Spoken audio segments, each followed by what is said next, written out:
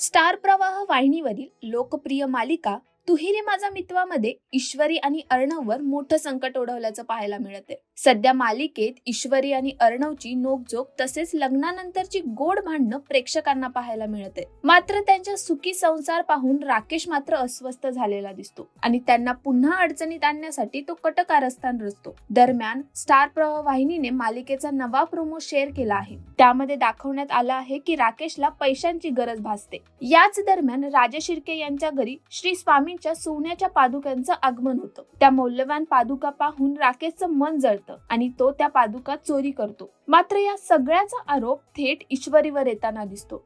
घरातील सर्वजण ईश्वरीनेच पादुका चोरल्या असतील असा संशय व्यक्त करतात। अर्णव मात्र ठामपणे ईश्वरीची साथ देताना दिसतो। पुढे प्रोमो मध्ये दाखवण्यात आलं आहे की ईश्वरी स्वतः त्या पादुका शोधण्याचा प्रयत्न करते, पण मालिकेत राकेशनेच त्या पादुका चोरल्या आहेत हे ती सर्वांसमोर सिद्ध करू शकेल का हे पाहणं रंजक ठरणार आहे। आता ईश्वरी राकेशचं खरं रूप उघड करू शकेल का आणि या कठीण प्रसंगी अर्णव तिची साथ नेमकी कशी देईल यावर तुमचं मत काय आहे कमेंट मध्ये आम्हाला नक्की कळवा।